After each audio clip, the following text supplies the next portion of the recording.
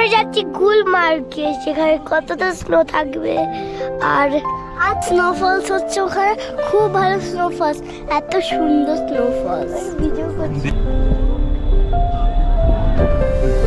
এই আমরা পৌঁছে গেলাম গুলমার্গ।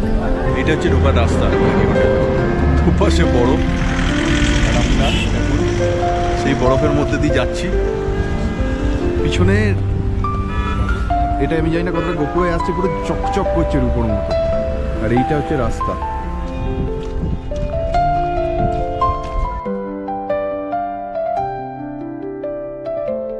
এটা কাইন্ড অফ বলতে গেলে ভিউ পয়েন্ট বোধহয় না? ভিউ পয়েন্ট, এখান থেকে পুরো ভ্যালিটা দেখা যায়।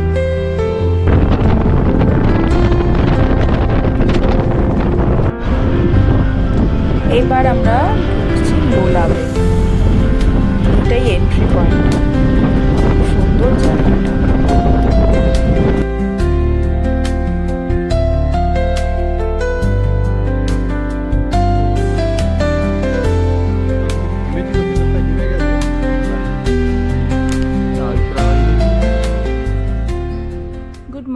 Good morning from Srinagar.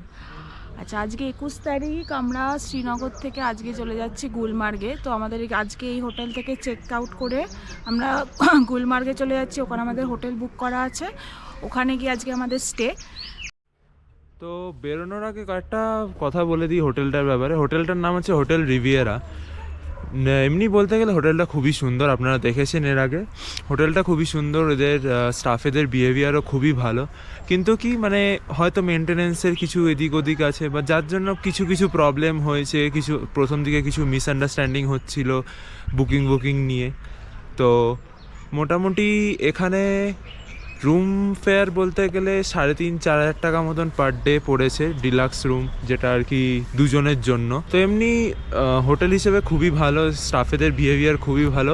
আপনারা চাইলে আসতেই পারেন এখান থেকে। এমনকি কিছু কিছু রুম থেকে সুন্দর ডাল লেকের হালকা ভিউও রয়েছে জানলা থেকে। তো মোরাললেস হোটেলটা খুবই ভালো, আমরা এনজয়ও করেছি। আবার আমাদের হয়তো 24 তারিখ যেদিনকে ফেরার কথা, মানে শ্রীনগর, সেদিনকে আবার হয়তো আমরা এই হোটেলেই থাকবো। তো এই ছিল হোটেলের ব্যাপারে।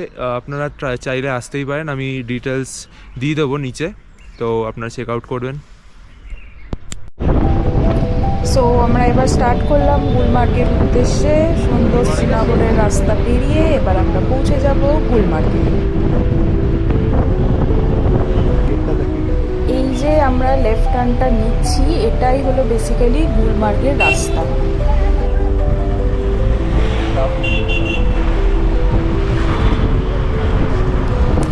ওই যে দূরে স্নো ক্যাপ মাউন্টেনের ভিউ স্টার্ট হয়ে গেছে। আহা, সুন্দর না লাগছে।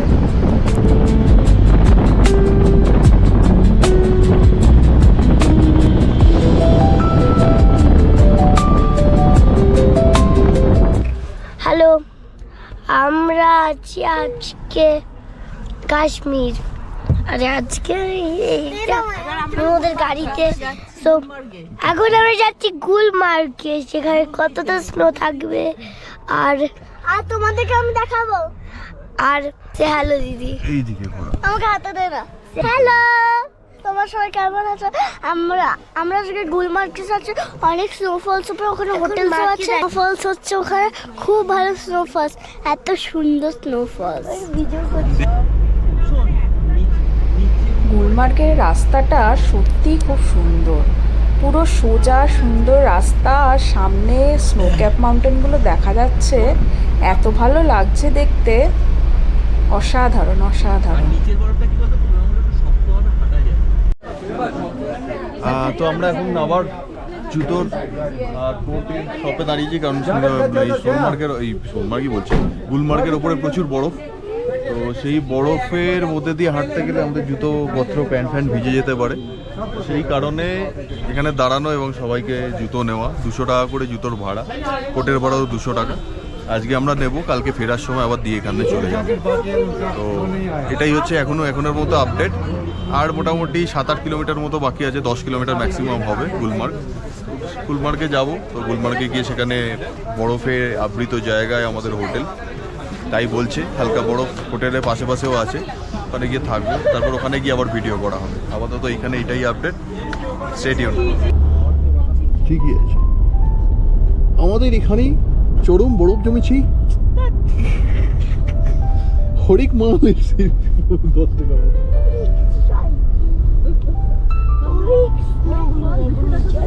অনেক বরফ, অনেক বরফ।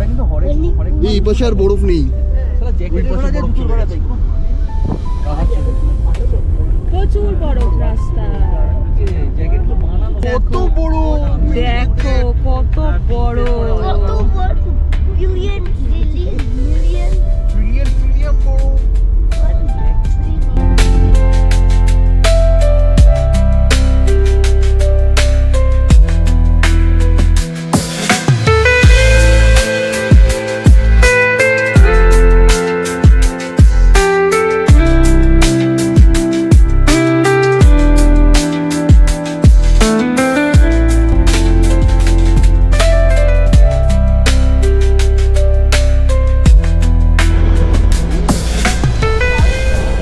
এবারে আমরা স্নো ভ্যালিটাকে নিচে ফেলে চলে এসেছি উপরের দিকে। স্নো ক্যাপ মাউন্টেনগুলো কিন্তু খুব ভালোভাবে ভিজিবল হচ্ছে এখান থেকে। সামনে মনে হয় কোনো ভিউ পয়েন্টও আছে।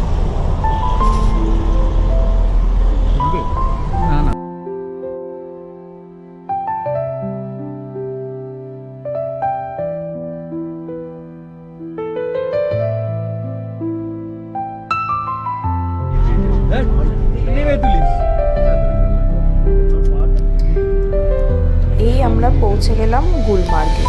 এই আমরা গুলমার্গ সিটিতে ঢুকছি।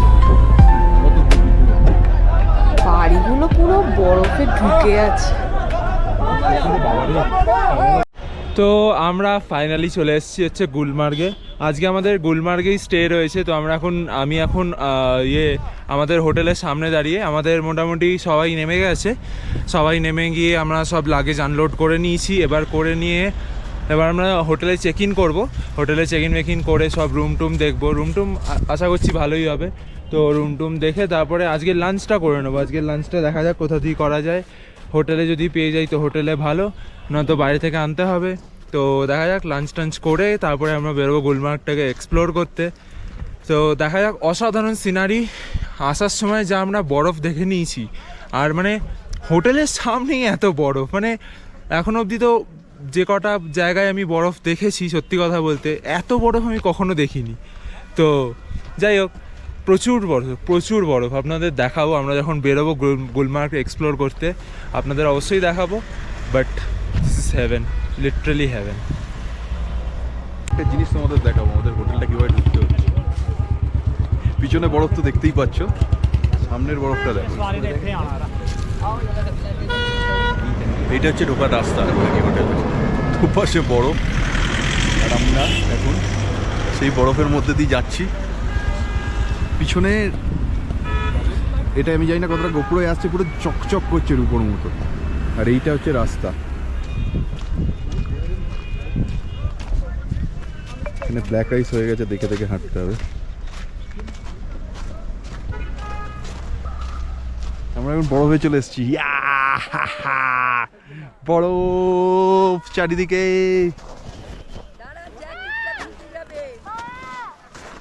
স্কি করেছি, হ্যাঁ স্কি করে পায়ে একটু ব্যথা তো হয়েছে, কারণ যথেষ্ট শক্ত স্কি করা। জুতোটার ওজনই 10 কেজি ছিল। সো এটাই হচ্ছে আপডেট। Reel is done. আমরা একবার মনে হয় আস্তে আস্তে যাবো হোটেলের দিকে। আপনাদের স্কির আপডেটটা দেবো। অসাধারণ একটা এক্সপিরিয়েন্স, হাইলি রেকমেন্ডেড। যদি পারেন তো মেন কোর্সটাই করে নেবেন। এটা তো আমাদের জাস্ট 3-4 পাক করালো, একদিনে তো ওরমভাবে হয় না। যেটা আর কি মেন যেটা কোর্সটা রয়েছে, ওটা বোধহয় 15 দিন না কত দিনের একটা হয়, ওটা আমার ঠিক খেয়াল নেই। বাট অসাধারণ স্কিইংটা ফার্স্ট টাইম আমার একটা এক্সপিরিয়েন্স হলো। বাট সেরা জিনিস, সেরা। একটু হয়তো হাত ব্যথা হবে, বাট কোনো ব্যাপার না।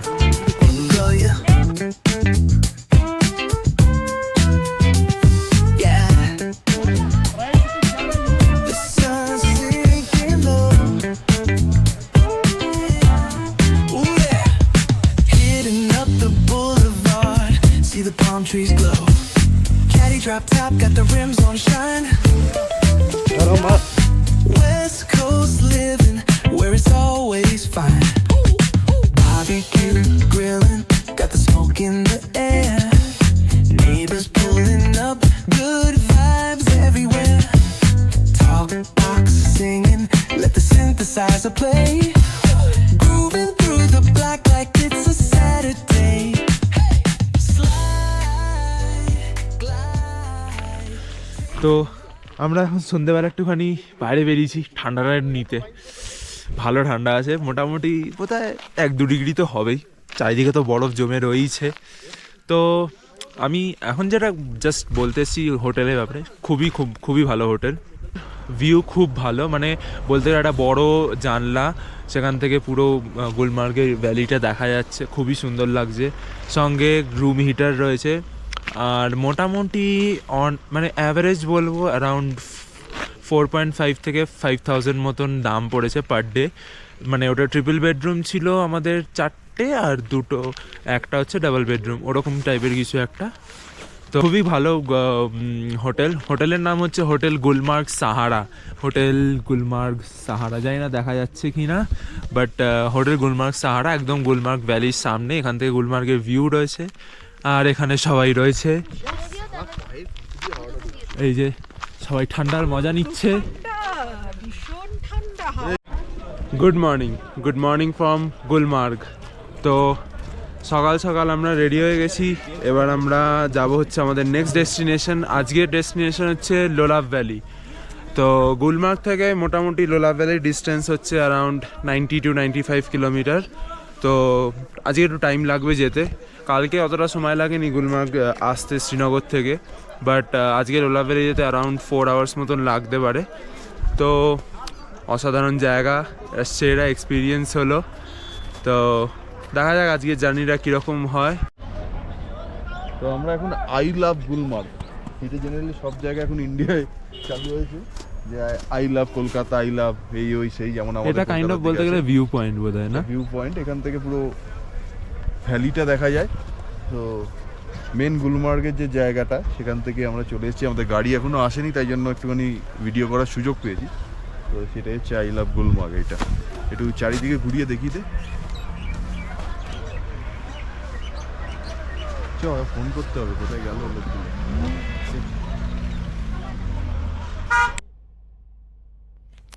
আমরা স্টার্ট করে দিলাম আমাদের জার্নি লোলাভ ভ্যালির জন্য। আবার সেই সুন্দর বরফ ঘেরা আঁকা বাঁকা রাস্তা দিয়ে আমরা যাব। এই রাস্তা দিয়েই আমরা আর কি গুলমার্গ এসেছিলাম, আবার সেই সেম রাস্তাটা দিয়েই আবার ব্যাক করে একটা কোনো নিশ্চয়ই রাস্তা হবে, যেখান থেকে আমরা লোলাভের দিকে চলে যাব।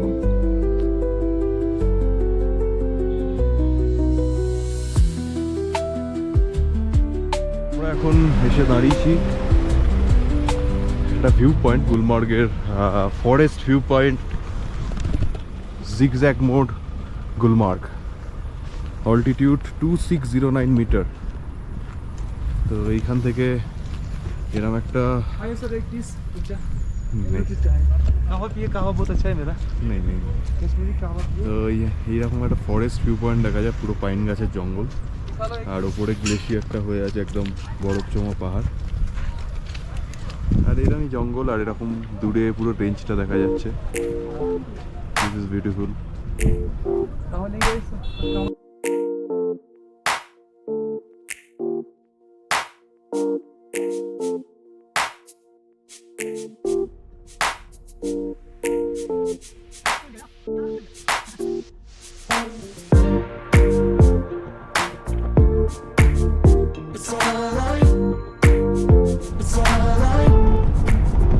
পাহাড় থেকে এবার আমরা অনেকটা নিচের দিকে চলে এসেছি, এবার অনেকটা সমতলের দিকে চলে এসেছি, একদম সোজা সুন্দর রাস্তা দিয়ে এবার যাচ্ছি। চারিদিকে এগুলো মনে হয় আপেল বা নাশপাতি, এগুলোর কিছু একটা গাছ হবে।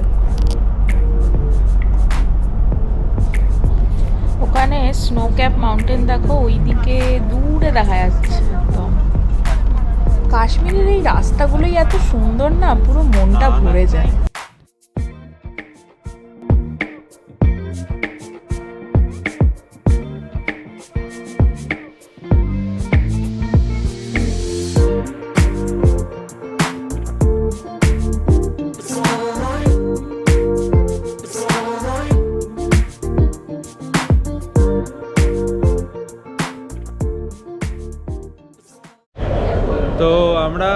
কিছুক্ষণ আগে এসে পৌঁছেছি বারামুল্লাতে একটা রেস্টুরেন্টে আমরা লাঞ্চ টাঞ্চ করলাম, কি আরাফাত বলে কিছু একটা, যাই হোক ভালোই লাঞ্চ টাঞ্চ করলাম। করে মোটামুটি আমরা গুলমার্গ থেকে 35 কিলোমিটার মতন চলে এসেছি, এখনও বলছে 60 কিলোমিটারের মতন বাকি আছে, তো দেখা যাক।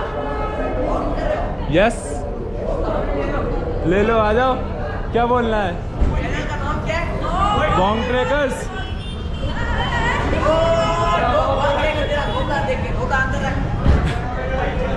Thank you.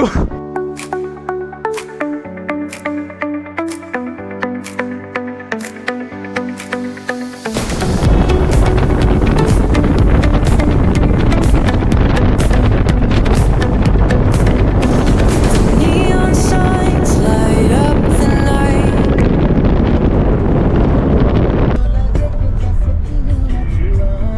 গাড়ির মধ্যে থেকে হচ্ছে বুঝে লোলাবেই একটা ছোট নদী আছে, তালরি নদী। এই যে ছোট ওয়াটার বডিটা দেখা যাচ্ছে ওটা ওরই একটা শাখা, একটা ছোট্ট নদী, কিন্তু এই সুন্দর সিনারিটার সঙ্গে এত সুন্দর লাগছে, অপূর্ব।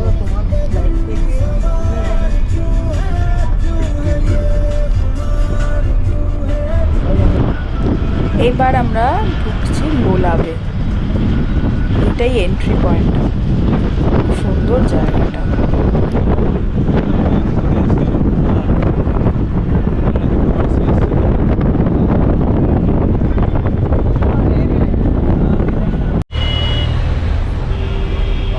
এখানে একটা ছোট ডাইভারশন আছে, এই ডান দিকের ডাইভারশনটা নিয়ে আমরা আমাদের এই লোলাব গেস্ট হাউসের দিকে চলে যাব, চণ্ডীগড় ভিলেজ যেটা।